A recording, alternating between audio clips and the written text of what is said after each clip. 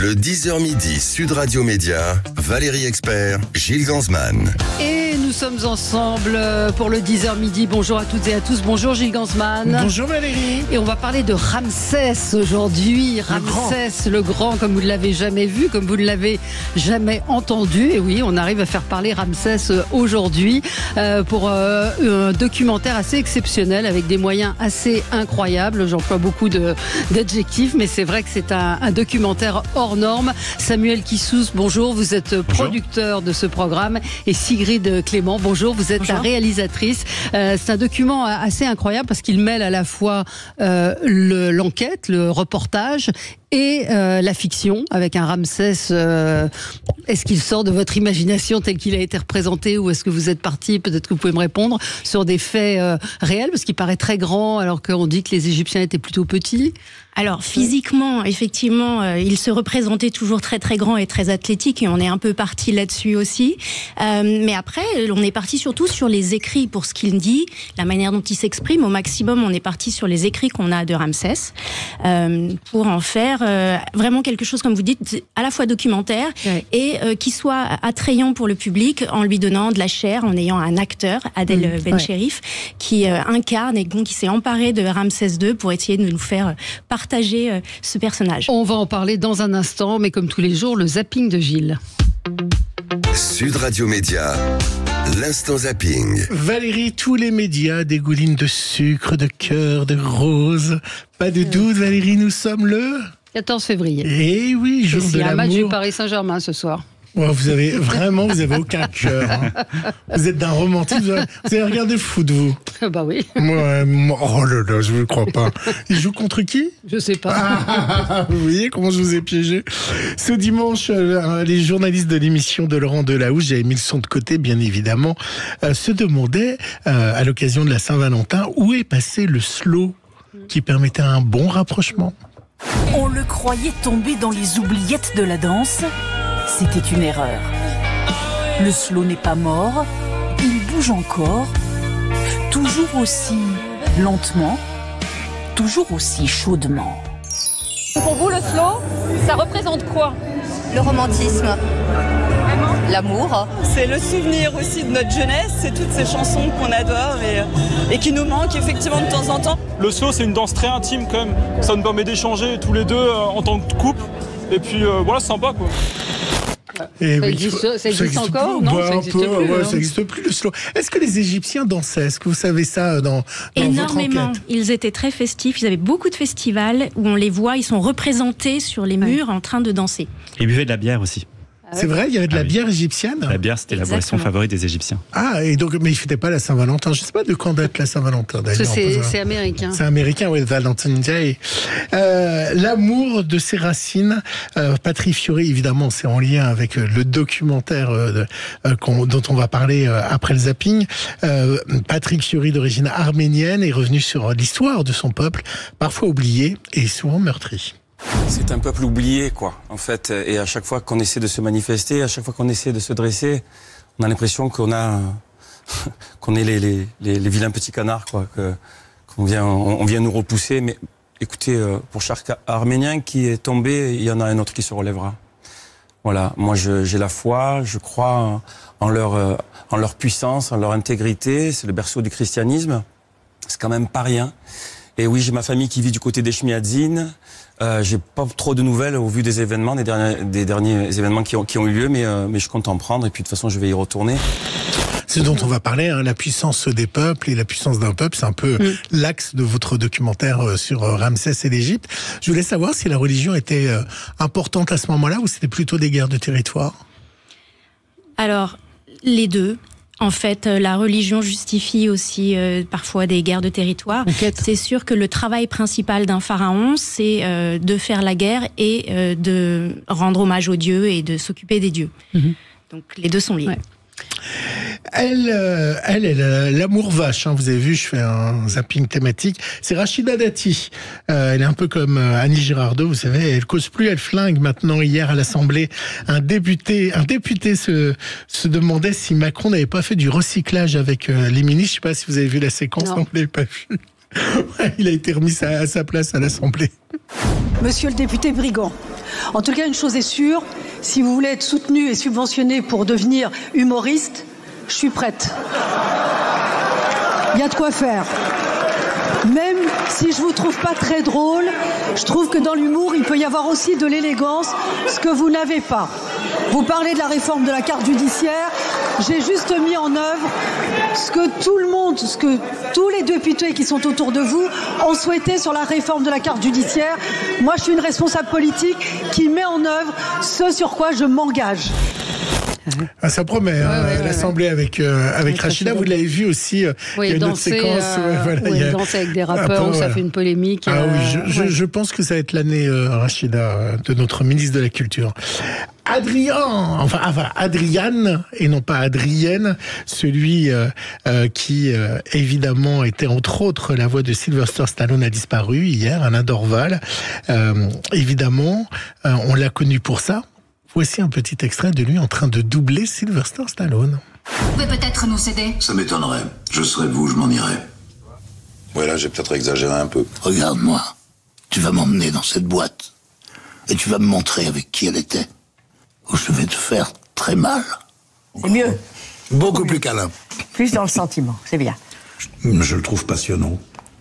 Pourquoi? Le fait qu'il fasse tout dans un film de A à Z. Il sait tout faire. Et hier, c'était la journée mondiale de la radio. C'était aussi la voix de Skyrock et des jingles de Skyrock. Grande voix. Grande on voix. connaît moins ces voix, mais qui ont fait des choses absolument incroyables. Et il s'appelait évidemment Alain Berger. Et c'était le d'Aurore Berger. Absolument. Dans le documentaire, ce qui nous a surpris avec Valérie quand on l'a visionné, c'est aussi la voix que vous donnez à Ramsès, qui est une voix puissante, profonde, qui vient. Est-ce que c'est la voix du comédien Oui, c'est la voix du comédien. Exactement. Peut-être que. Et pourquoi cette voix? C'est Adèle Bencherif. Oui, eh bien, déjà, c'était un pari très intéressant de faire revivre Ramsès II. Ouais. Et c'est vrai que pour la première fois dans une série documentaire, on a l'impression réellement de faire face au pharaon. Il prend vie devant vos yeux, on a l'impression qu'il vous parle à la première personne et il vous raconte son histoire à la première personne.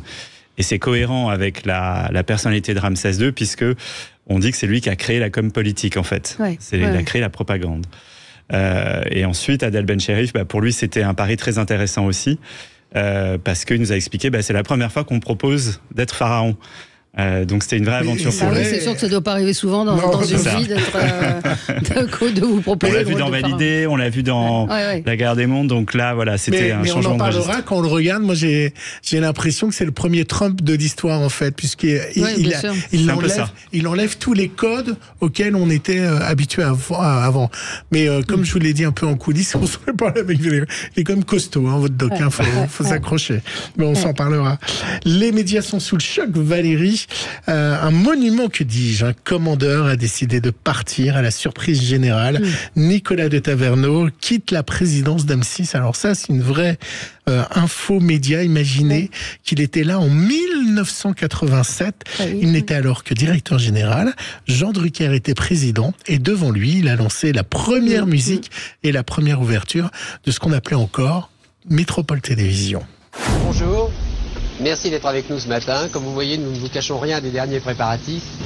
Nous allons faire tout pour que vous ayez envie de nous rejoindre, c'est-à-dire vous proposer le programme le plus complet possible sur M6.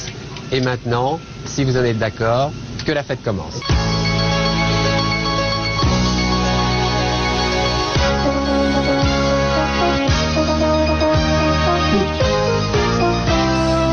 Vous vous en souvenez du lancement d'M6? Je pense que j'ai dû regarder, oui.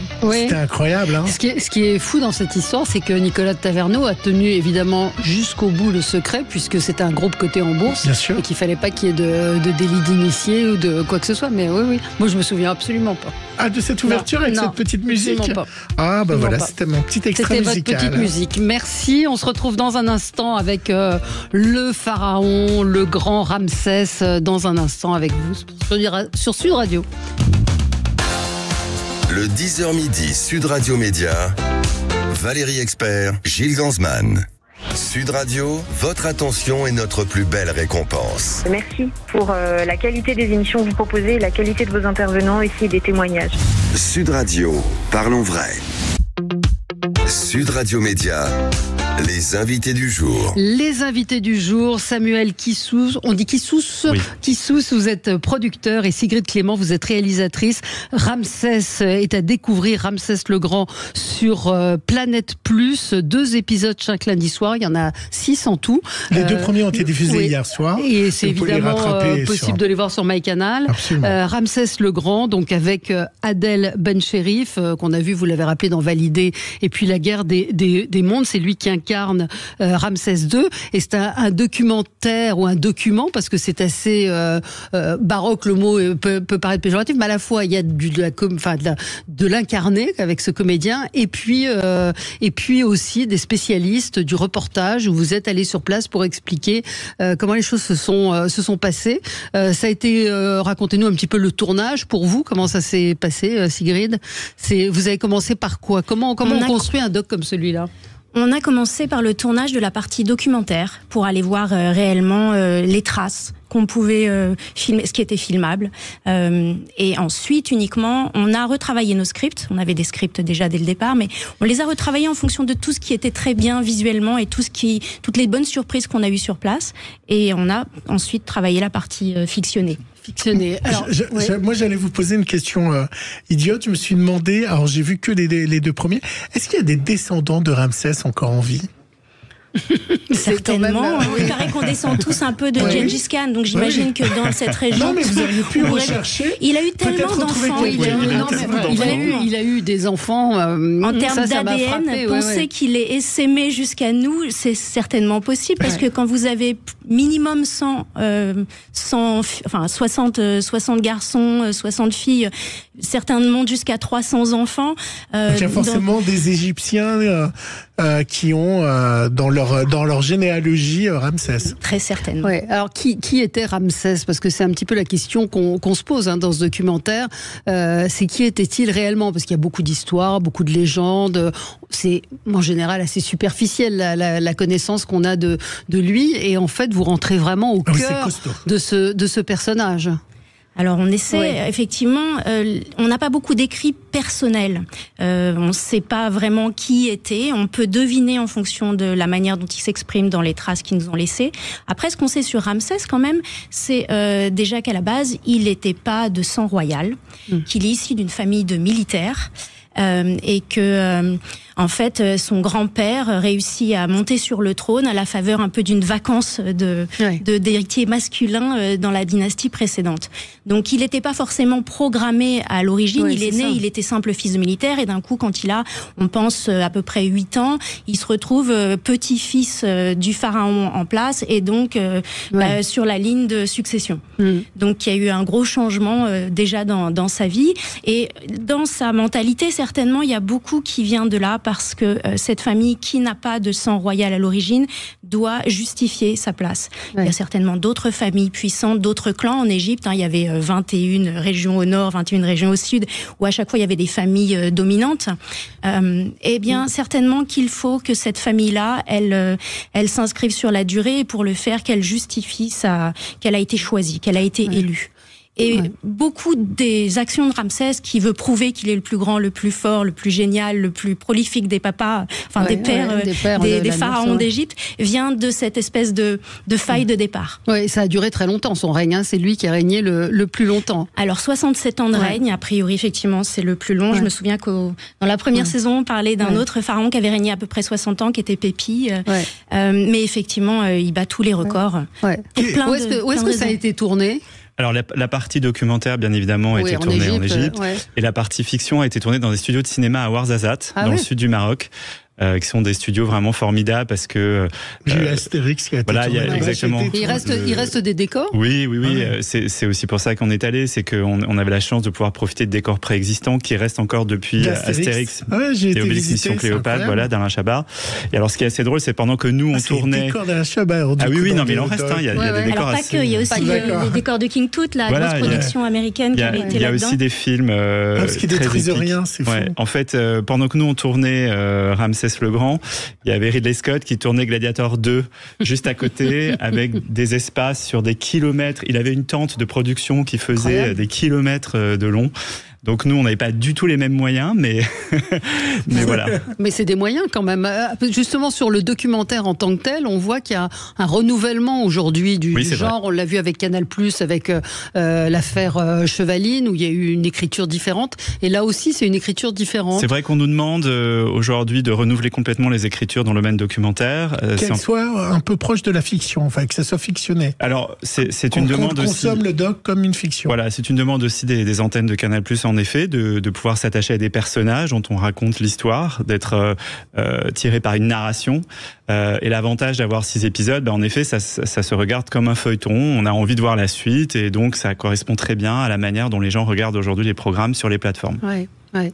Il y a une vérité historique, il faut bien le dire aussi. C'est pas parce qu'il y a de la fiction que c'est inventé. Vous appuyez, cette fiction justement est là pour illustrer les propos de ceux que vous avez interrogés. Oui, la fiction vient en appui du documentaire. Elle vient prouver en fait que ce qu'on montre on vient montrer dans le documentaire que ce qu'on raconte dans la fiction n'est pas une fantaisie imaginée par nous en fait. Ouais. Donc et même nos reproductions 3D, on y accorde un grand soin. Et Sigrid disait tout à l'heure, on a déjà produit 2 séries en fait sur le thème de l'Égypte ancienne. La première était sur les bâtisseurs de pyramides, la deuxième série était sur la 18e dynastie. Tout est disponible sur MyCanal, absolument. Si on veut rattraper.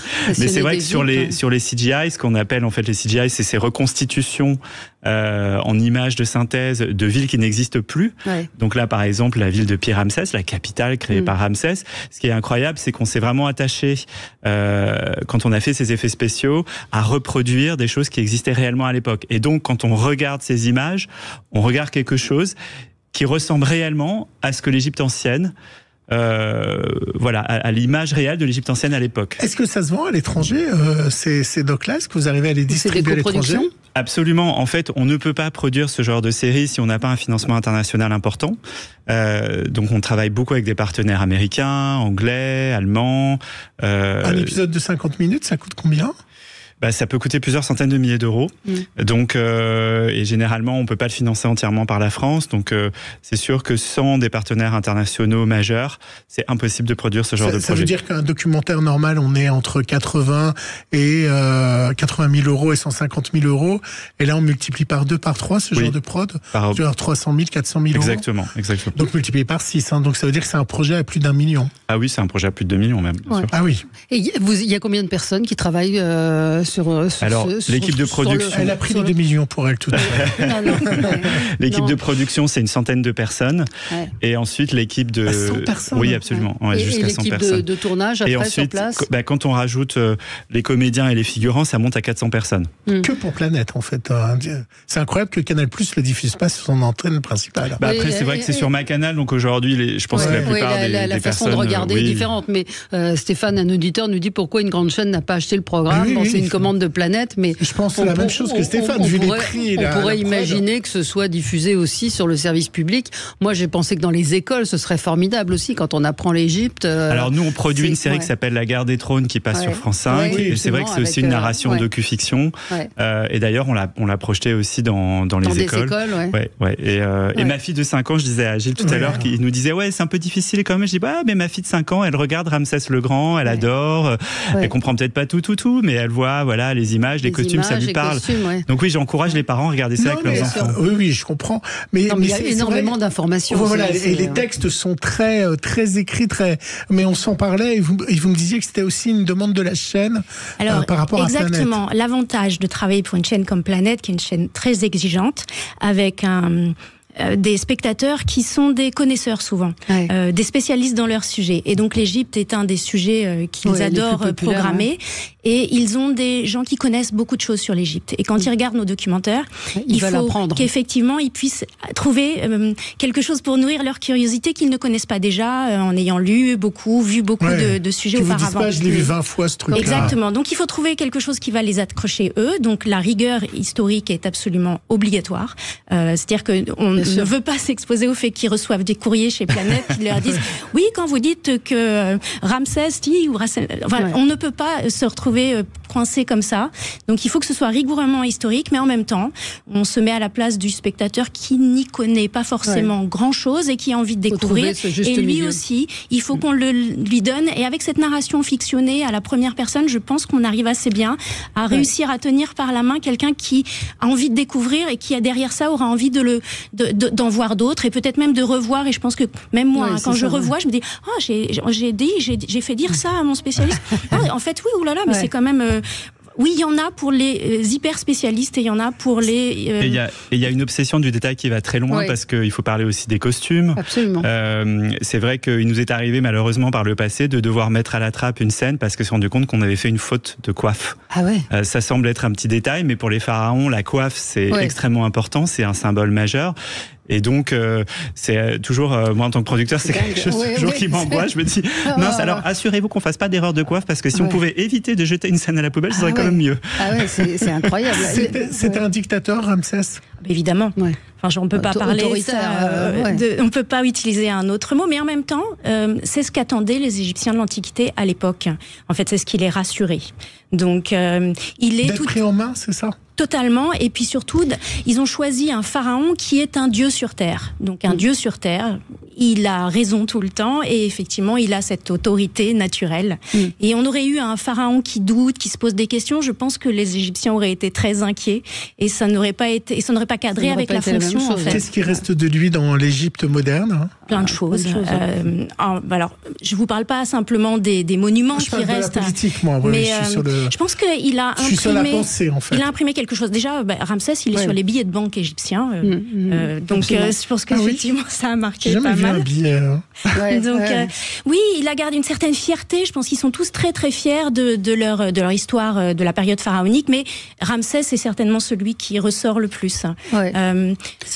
Comment les Égyptiens ont accueilli votre projet ? Parce que j'imagine que c'est compliqué, c'est pas simple, on va pas dire peut-être pas compliqué, mais pas simple de tourner là-bas. C'est un des pays les plus complexes pour obtenir des autorisations de tournage, il faut s'y prendre plusieurs mois à l'avance. Sigrid, je pense que c'était très entouré sur le tournage. Mais quand vous leur présentez le projet, ils sont enthousiastes, ils sont fiers Oui, fiers et enthousiastes évidemment, parce que c'est leur histoire et en plus je crois qu'ils sont dans une sorte d'étape de se réapproprier à fond cette histoire. Donc oui, ils sont contents.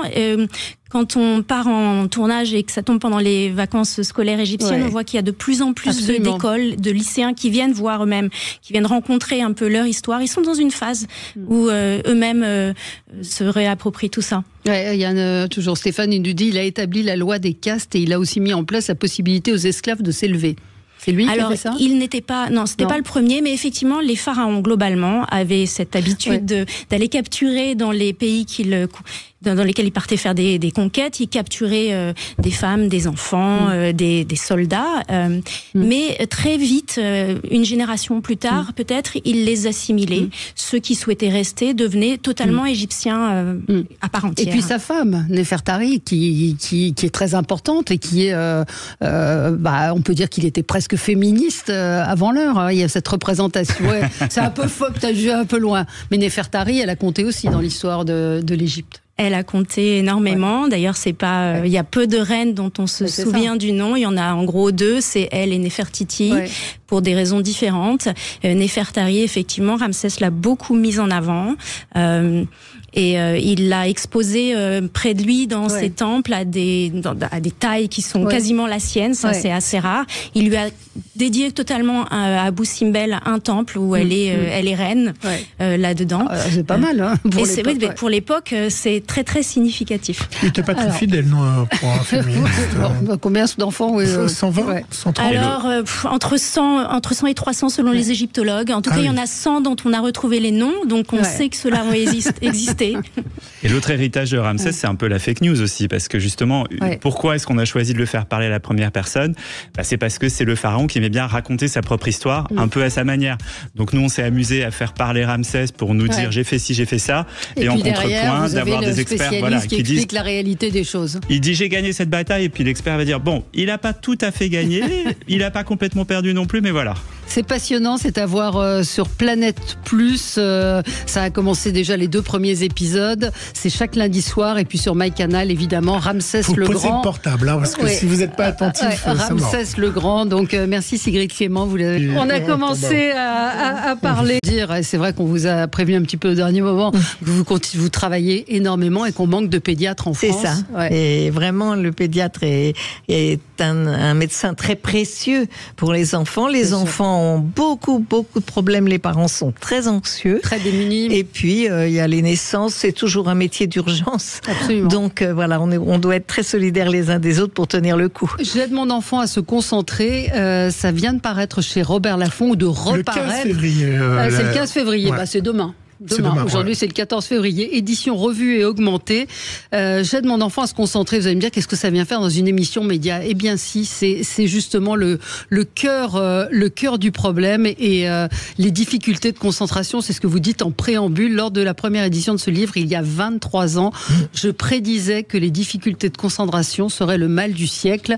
Et vous aviez raison. C'est ce que vous constatez aujourd'hui ? Absolument, parce que maintenant ce sont les professeurs, les parents qui envoient les enfants aux pédiatres et souvent même jusqu'au pédopsychiatre parce que on a du mal à concentrer un enfant sur ses devoirs, sur sa tâche, sur apprendre, alors que les enfants aiment tellement apprendre. Mais donc, ça n'a pas toujours été le cas. Qu'est-ce qui a changé ? C'est ça qui m'a intéressé en fait dans ce livre. Oui.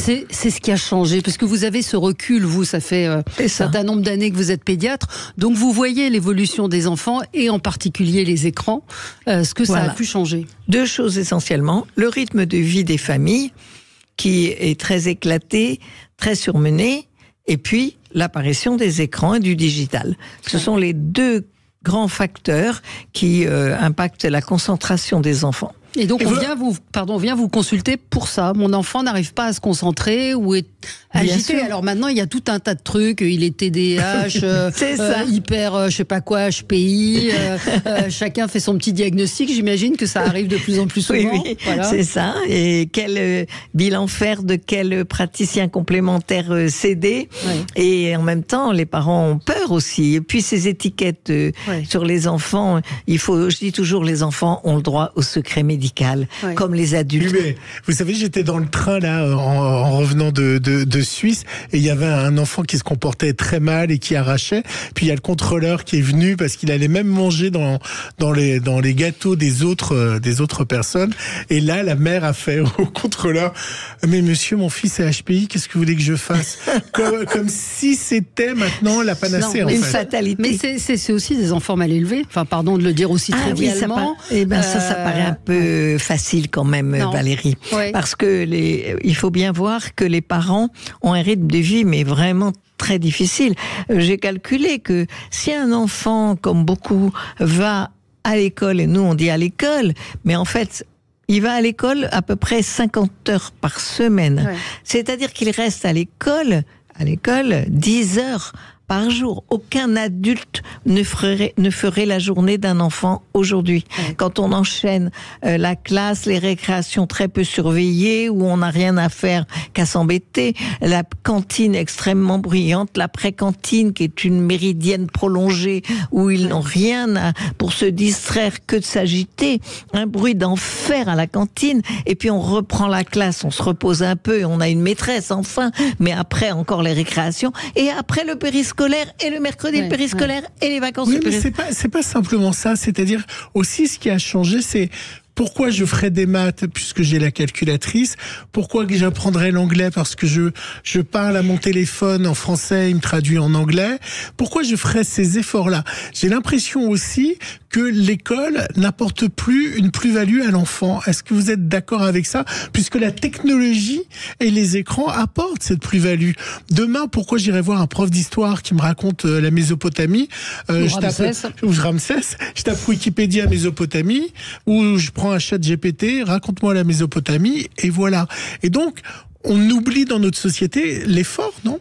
Vous avez tellement raison, mais qui met les écrans dans les mains des enfants ? Vous savez, moi j'ai des enfants de 2 ans qui, pendant la consultation, tirent le bras de leur mère pour avoir le portable.